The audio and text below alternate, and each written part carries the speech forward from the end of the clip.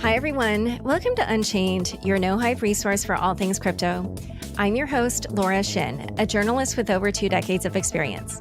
I started covering crypto 5 years ago, and as a senior editor at Forbes, was the first mainstream media reporter to cover cryptocurrency full-time. Subscribe to Unchained on YouTube, where you can watch the videos of me and my guests. Go to youtube.com/c/Unchained podcast and subscribe today. Crypto.com, the crypto super app that lets you buy, earn, and spend crypto, all in one place. Earn up to 8.5% per year on your BTC and more than 20 other coins. Download the Crypto.com app now to find out how much you could be earning. This is the 8th episode in the Why Bitcoin Now series, in which we take a closer look at Bitcoin in the context of macroeconomic forces, including the pandemic and the economic response. The most recent episode in the series came out the day of the election, and now here we are recording this on Friday afternoon. And at this moment in time, it looks like Joe Biden will become the 46th president of the United States. Here to discuss how this could affect Bitcoin are Dan Tapiero, co-founder of 10T Holdings and Gold Bullion International, and Kathy Wood, CEO and CIO at ARK Invest. Welcome, Dan and Kathy. Thank you, Laura. Thank you for having us. There's so much to discuss about this crazy Groundhog Day week we're all basically still going through. Hopefully by the time this comes out, we won't still be going through it. But first, let's discuss the elephant, or in this case, donkey in the room, the presidential election. At this moment, the most likely scenario we're looking at is that we'll have former Vice President Joe Biden as our next president. How do you think a changeover from a Trump administration to a Biden one will affect Bitcoin? Well, it's interesting. This is what I love about our political system. I don't think a lot is going to change because this is really a regulatory question. And I don't think I don't see a lot of changes on the regulatory front, although the head of the OCC, I really love the direction he's going in. As long as he stays in that, Brian Brooks, as long as he stays in that position, I think we're going to have a force for good. If Jay Clayton is chosen for a different position away from the chair of the SEC, we might get someone more friendly, I think, to crypto. I think given all of the stable coins and, the currency-backed coins that each country is starting to issue, I think there's a certain acceptance of this now. And, if you want to move into the modern age, you kind of have to be with it. And I think this administration would like to be a part of that movement. But again, on the regulatory side, if there's some displacement at the SEC, we might see things moving. What I find interesting is I have been used to watching all of these financial regulators compete with each other over the years. And for power, that is. And I've been waiting for Jay to respond to Brian, but I haven't seen much movement. So I think we could get someone more friendly and maybe some competition from a regulatory point of view, meaning a positive point of view. And when you say you've been waiting for Jay Clayton, the chairman of the SEC, to respond to Brian, you mean in what way? Like in a way where he would be more friendly to crypto, kind of, in a competitive way, or? Basically this is my turf and it's a turf thing. Oh, I see. It's a turf thing. In 2006, I think, was the first time I ever saw regulators work together. And that was when they all wrote a letter and said, we don't like these exotic home equity loans. They were united. Now, back then I was saying, wait a minute, this is really bad because they never get together. This is going to cause a lot of problems, which of course it did. This time, I would expect not that. I would expect someone to be looking at what Brian is doing and saying, wait a minute, I should be weighing in on this. It's a little bit of a competitive regulatory dynamic that I've witnessed over the years. Interesting. Yeah, I have a little bit more to add to that, but Dan, why don't you say what you think?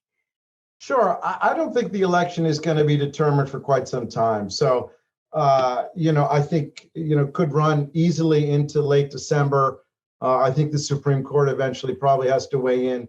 The votes are just too close, and Trump is just not going to, he's just not going to sit down and say, okay, I've lost, because he's lost by 5,000 votes in one state. So I think you're going to have recounts in multiple states.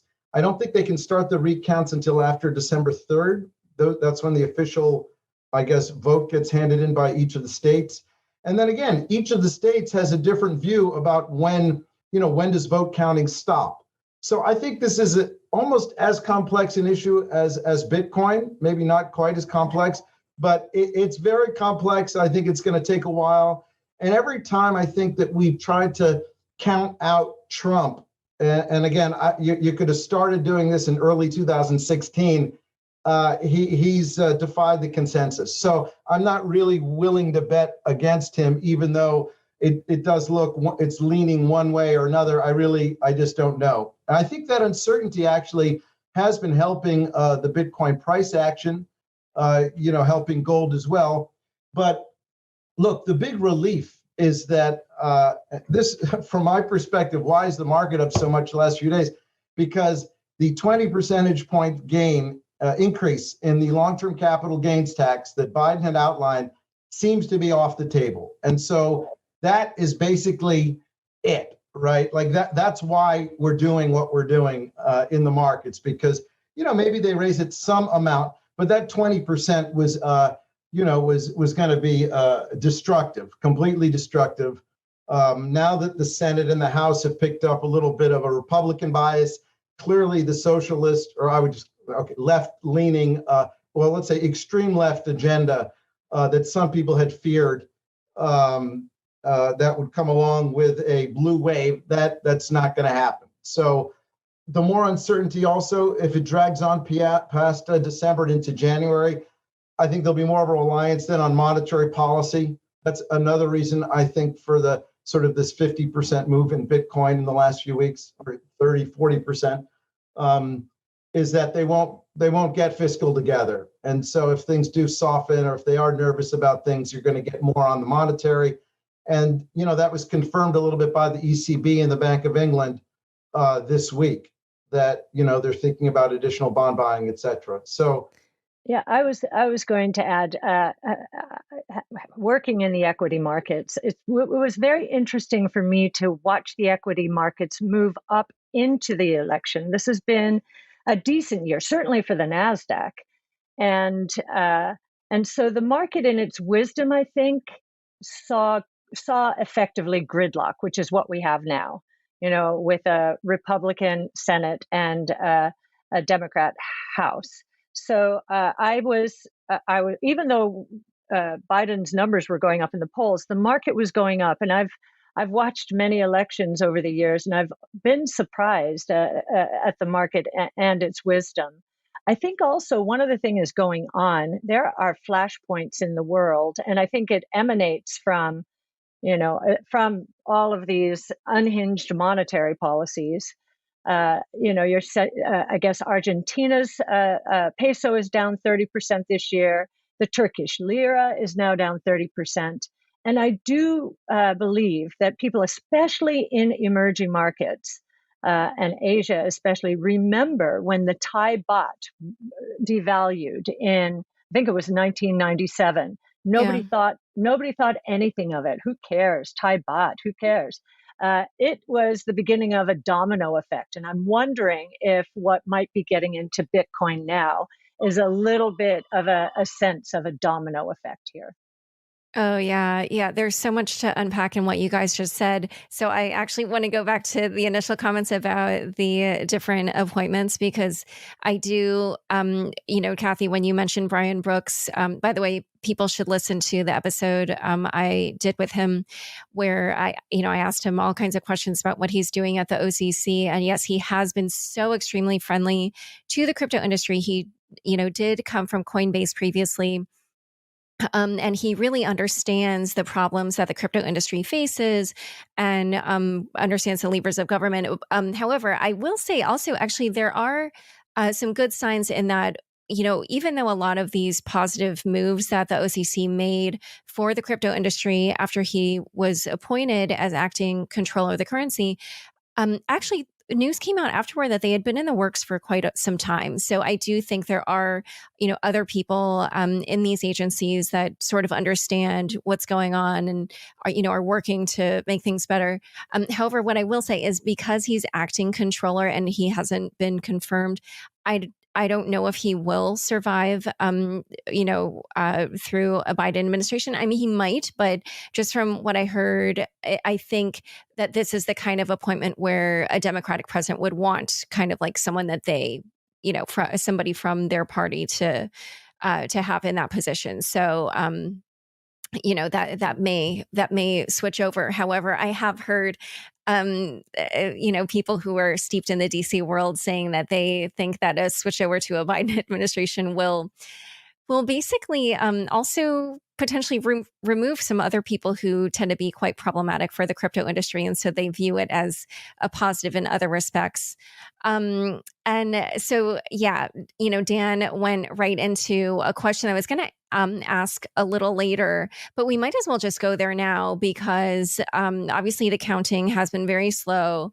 At the moment, as I started, I said it was trending in a direction that's positive for Biden. However, as we know, Trump has previously refused to say whether or not he would accept the outcome of the election if he loses. And so now that it does appear that he will probably lose and his campaign is already mounting these legal challenges in the different states, how do you think the prospect of these legal challenges that drag on and put into doubt this transition of power in the US, how do you think all that will affect Bitcoin if it happens?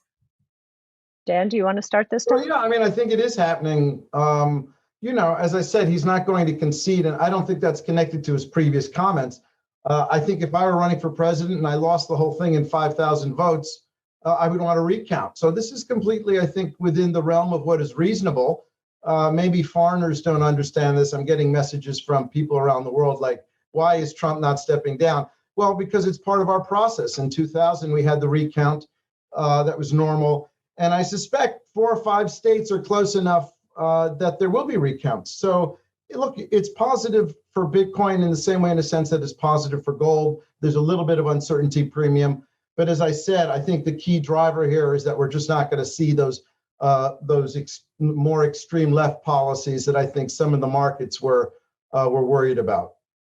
So, and I guess I might have a little more of a different take on that. If we had thought that socialist policies were going to start permeating the U.S., I would definitely think that would be a reason to take an insurance policy out with Bitcoin. So I'm taking my cues more from the equity market and I do think, as I said, that Bitcoin is going up. There's a tremendous amount of liquidity in the world, so that's the monetary policy, but also these flashpoints in terms of devaluation. You see, when I see scrolling on Bloomberg in one day after the other, Turkish lira does this, Turkish lira.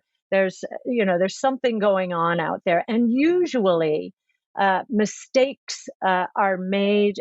When mistakes are made, the emerging markets are the most vulnerable. So that's why I keep my eye on them. Yeah, I think there's something to that. But you know what? I think the greatest mistake people in this space make, and look, I guess I'm saying this coming from 30 years of trading in the macro markets, is that, I think Bitcoin is just doing its own thing.